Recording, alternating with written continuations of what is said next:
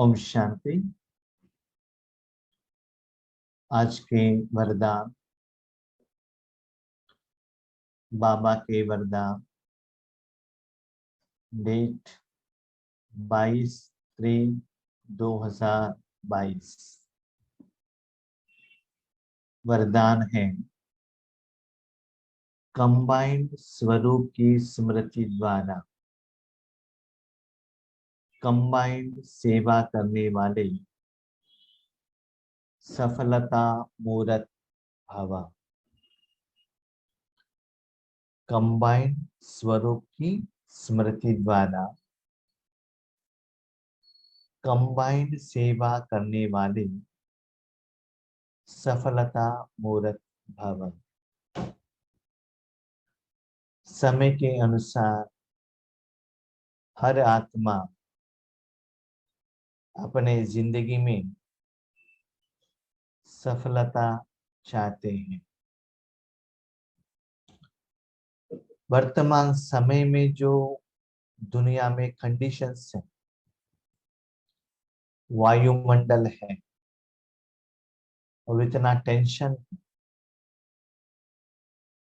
इस सिचुएशन में भी ऐसे कंडीशन में भी आपको सफलता प्राप्त करना है तो क्या करना पड़ेगा। हर मनुष्यात्मा आज अंदर से दुखी है। दुख का वाइब्रेशन सारे ओर फैल रहा है। दुख है, भय है, अशांति है, चिंता है। इसके बीच में भी आत्मा को सफलता मिले, उसके लिए फॉर्मूला क्या है, विधि क्या है? तो बाबा कहते हैं कंबाइंड स्वरूप। आत्मा का जो रूप है ना, अपना जो रूप है ना, उसको कंबाइंड बनाओ और ईश्वरी जिंदगी में भी दो वैरायटी का पुरुषार्थ चलता है। एक स्व प्रति, दूसरा सेवा प्रति। स्व माना आत्मा के लिए, सेवा माना परमात्मा के लिए। क्योंकि आप और बाप दादा साथ साथ में है ना, तन तो एक ही है, मन बुद्धि संस्कार तो एक ही है। तो ये दोनों कर्म साथ साथ में होना चाहिए एक ही टाइम। ऐसा नहीं कि 4 to 4:45 आपने बाबा को दे दिया, उसके बाद आप अकेले रह गए, ऐसा नहीं। ब्राह्मण जीवन सदा चाहते हैं, हर पहलू में, हर कंडीशन में, हर सिचुएशन में, हर कर्म में, हर संकल्प में, हर सेकंड में सफलता चाहते हैं। और ईश्वरीय जिंदगी में सफलता का अनुभव भी हमारे साथ में। तो सदा के लिए क्या करना पड़ेगा? कंबाइंड स्वरूप का स्मृति। नंबर 1 कंबाइंड, मैं और बाप सदा साथ में हैं।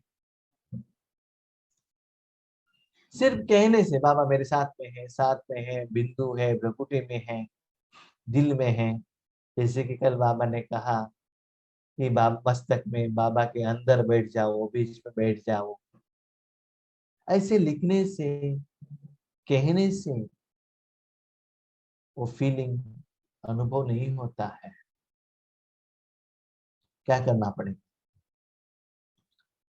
बाबा आपके साथ में है, वो साथ में रहने का वो अनुभव आपको होना चाहिए। जैसे फैन के नीचे बैठे हैं तो आपको फैन की हवा का अनुभव होना चाहिए।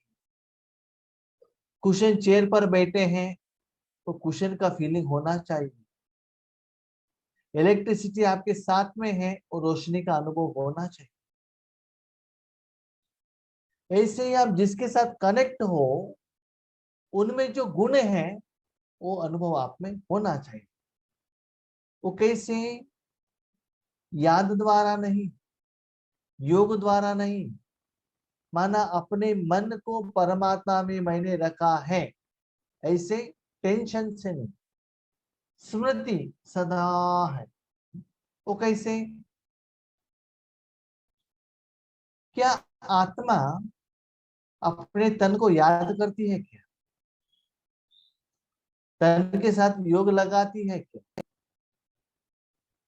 मैं आंखों से देख रहा हूं कहती है क्या? नहीं है ना।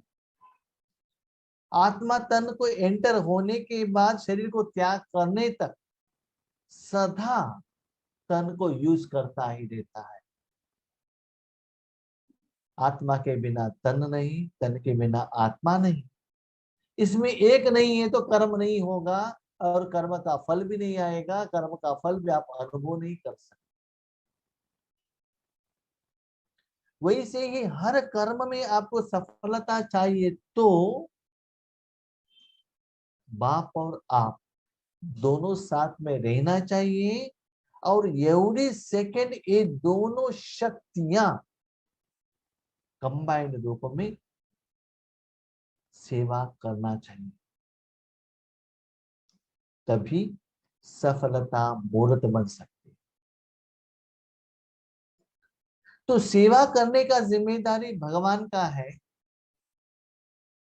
सेवा करने के बाद जो फल आता है, अनुभव करने का काम आत्मा को है। देखिए, आप जब टेंपल में जाते हैं, भगवान से मांगते हैं, भगवान ये इच्छा पूर्ण करके दे दो, ये दे दो, वो दे दो, मांगते हैं। कभी कभी भगवान आपका जो रिक्वेस्ट है ना, कंप्लीट भी करता है, लेकिन उसके बदले में जो आपको फूल देते हो, फल देते हो, या कोई गोल्ड देते हो, जो पैसा देते हो, किसको पहुंचेगा? किसके ऊपर फूल को चढ़ाएंगे? किसके आगे नैवेद्य रखेंगे? किसके ऊपर आपका गहने जो दिया है, गोल्ड दिया है, लगाए? मूर्ति के ऊपर है ना। लेकिन आपका जो ख्वाहिश है, रिक्वेस्ट है, वो फुलफिल मूर्ति ने किया है क्या? मूर्ति तो एक पत्थर है, नहीं तो लोहा है। आपने समझा वो मूर्ति द्वारा भगवान ने किया है, आपने ये समझा कि मूर्ति ही भगवान है। ऐसा नहीं है। जिस तन द्वारा किया वो तन भगवान नहीं है, जिस आत्मा द्वारा किया वो आत्मा भगवान नहीं है। आत्मा साधन है, ब्रह्मा बाबा साधन है, तन साधन है, आप मूर्ति हो। लेकिन जब तक भगत भगवान दे रहा है, भगवान ही कर रहा है करके जब वो मन से कनेक्ट नहीं होता है, तब तक भगवान का जो इच्छा वो रखता है ना, वो कंप्लीट नहीं होता है। जब एक मूर्ति को देखकर वो मन से भगवान के साथ कनेक्ट हो सकता है, और आपके पास तो यथार्थ भगवान का ध्यान है, पहचान है, धाम मालूम है, अनुभव है, कैसे रखना है ये जानते भी हो, रखने से सफलता नहीं आएगा क्या? इसलिए बाबा कहता है, ऐसे सिचुएशन में सफलता मिलना है तो सेवा करने का जिम्मेदारी बाबा को दे दो। उसका जो फल है, स्मृति में, स्वरूप में अनुभव करते चलो। रूहानी फल, मन का फल, आशीर्वादों का फल, दुआओं का फल, खुशियों का फल, संतृप्तता के फल। ये एप्पल नहीं, स्थूल फल नहीं, रूहानी फल वो खा लो। जितना खाते रहेंगे ना, जैसे कि तिरुपति में बालाजी के आगे लोग जाकर इतना पैसे, इतना गहने क्यों देते हैं? क्योंकि तिरुपति का आपने देखा हो ना, इतना बड़ा नाम रखा है, उसका मुख ही दिखाई नहीं देता है और निरंतर भगवान के साथ कनेक्टेड है। वो भी आपका अभी का ही यादगार है। तो उस तिरुपति के तिम्मप्पा को आपने खड़ा कर दिया, बैठने के लिए भी फुर्सत नहीं है, रात दिन दर्शन करता ही रहता है, इतना बिजी है, लोग कंटिन्यू है। माना इतना निरंतर बाबा आपको, आपके तन को यूज करता है, मन को यूज करता है, सिर्फ आप कनेक्टेड हो बाबा के साथ बस।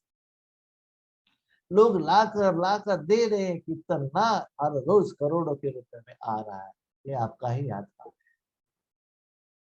इसके लिए कंबाइंड रूप का स्मृति सदा मेरे साथ शरीर है, सदा मेरे साथ मोबाइल है, सदा मैं घर में हूं, जैसे स्मृति रहता है ऐसे भगवान सदा मेरे साथ में है। न केवल है, वो कर्म कर रहा है, मोबाइल दिखाई दे रहा है, उससे मैं यूज कर रहा हूँ, अनुभव कर रहा हूँ, वो फीलिंग आना चाहिए। देखिए, सफलता होना है तो कर्म तो करना पड़ेगा ना, कर्म के बिना फल कहाँ से मिलता है? बाबा ये भी कहता है संगम युग में ही सफलता मिलता है। जब तक बाबा के साथ कंबाइंड नहीं रहेंगे तो सफलता नहीं मिलता। कंबाइंड होंगे तो भी आप सिर्फ मूर्त बनो, माना फल लेने वाले, लेने का काम उनका है, कर्म करने का काम उनका है। आप कर्मातीत बन जाएंगे, कर्म का फल अनुभव करते रहेंगे, ऐसे प्रैक्टिस करना है। जैसे शरीर और आत्मा कंबाइंड है, भविष्य में विष्णु स्वरूप भी कंबाइंड है। अभी आत्मा और शरीर कंबाइंड है, भविष्य में लक्ष्मी और नारायण दोनों कंबाइंड है। ऐसे बाप और हम आत्मा कंबाइंड है।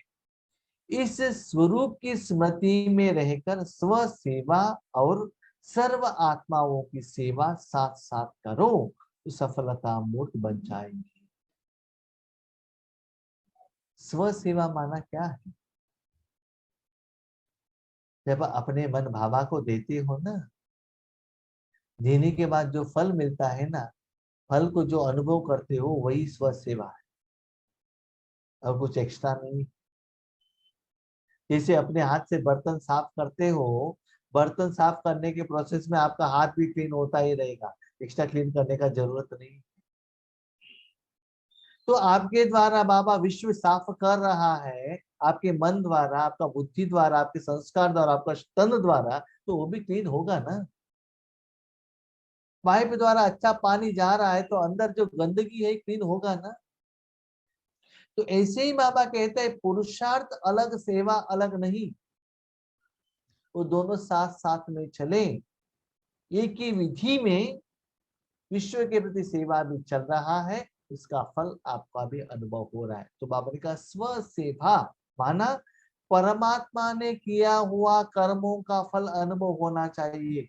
आपने किया हुआ जो कर्म है उसको कर्म कहते हैं, न कि सेवा कहते हैं। तो क्लियरली बाबा ने कहा उस सेकंड में कर्म बाबा करेगा, फल आपको मिलेगा।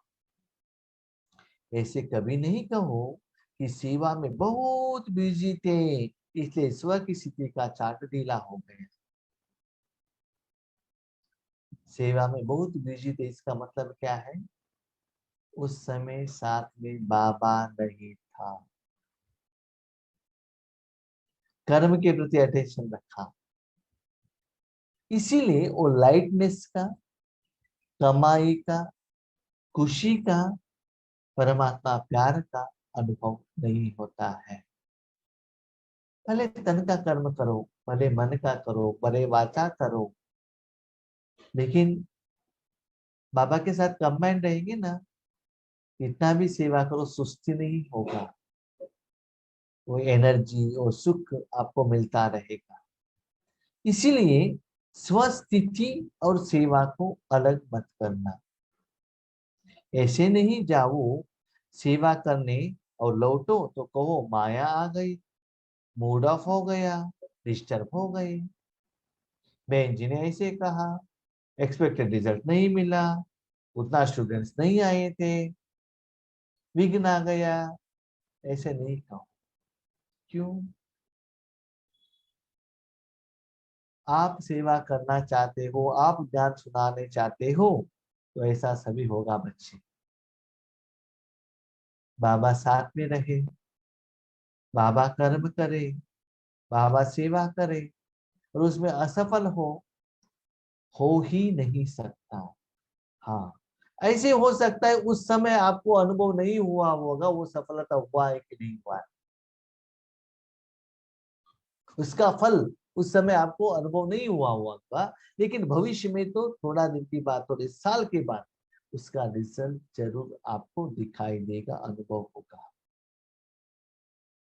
सेवा में वृद्धि की साधनी है स्व और सर्व की सेवा कंबाइंड हो। मेरे लिए अलग भोजन बना रहा हूँ, बाकी लोगों के लिए अलग भोजन बना रहा हूँ। पहले दुनिया में ऐसा था, एक घर में एक ही वैरायटी का ब्रेकफास्ट बनता था, लेकिन आज बेटे के लिए अलग, पति के लिए अलग, बड़े बेटे के लिए अलग, छोटे बेटे के लिए अलग। ये बेटे के लिए ये अच्छा नहीं लगता है, ये वाला मेरा बड़ा बेटा खाता नहीं है। क्यों? आपने ऐसे प्रैक्टिस किया है ना। हम जब छोटेपन में थे ऐसा नहीं था। हमारे घर में ऐसा था, 8:15 को हमें स्कूल में जाना है, 8 o'clock पोहा लेकर आते थे जब शॉप ओपन होता था। उस समय मिक्स किया तो दिया, दूसरा कोई ऑप्शन नहीं। इडली मिलेगा तो 3 महीने के कभी भी मिलेगा, ऐसे समझ लो। इडली मिल रहा है तो समझ लो 36 प्रकार का भोजन मिला है, इतना खुशी हो जाता। एक ही ऑप्शन है, चाहिए तो खाओ, नहीं तो खाली पेट में चले जाओ, बस नो ऑप्शन। लेकिन आज किसी को इडली के साथ सांभर चाहिए, किसी को चटनी चाहिए, किसी को सॉस चाहिए, किसी को रवा इडली चाहिए, किसी को फ्राई करके चाहिए, किसी को घर से नहीं होता है, ऑनलाइन में चाहिए। ये सभी ऑप्शन किसने रखा? हमने ही रखा ना। इसलिए बाबा कहता है बच्चे, सेवा अलग है, स्वस्थिति अलग नहीं है, दोनों साथ साथ में रखो। स्वस्थिति में ही सेवा हो रहा है, सेवा से स्वस्थिति बढ़ रहा है, तो दोनों टाइम में भगवान के साथ कनेक्शन में रखेंगे, डबल होता रहेगा। स्लोगन, हद के इच्छाओं की अविद्या होना ही महान संपत्तिवान बनना है। हद की इच्छा रखेंगे, मुझे बिल्डिंग चाहिए, कार चाहिए, पैसे चाहिए, गहने चाहिए, नाम चाहिए, मान चाहिए, अभिमान चाहिए, तो विश्व कल्याण के प्रति आपके पास समय नहीं रहेगा। जब वो कर्म नहीं करेंगे, वो कर्म का फल का भी अनुभव नहीं होगा। हद का इच्छा क्या है मुझे मालूम ही नहीं है, अविद्या। अविद्या माना बाबा का सेवा कर रहे हो ना, जो भोजन चाहिए बाबा देगा, जो कपड़ा चाहिए वो दे देगा, अब चिंता मत करना, मुझे पूछने का जरूरत ही नहीं है, समय के अनुसार बाबा दे रहा। अविद्या माना मुझे मालूम नहीं है वो क्या होता है। क्यों? जिंदगी बाबा को दिया है, जहां बिठा रहा है बैठा रहा है, जो भोजन चाहिए वो दे रहा है, जो सेवा चाहिए वो कर रहा है, बस। यज्ञ को दिया है, यज्ञ से जो मिल रहा है वो मैं खा रहा हूँ, बस। छोटा बच्चा जाकर गोद में बैठा है, माँ डिसाइड करती है उनको क्या खिलाना है, कितना खिलाना।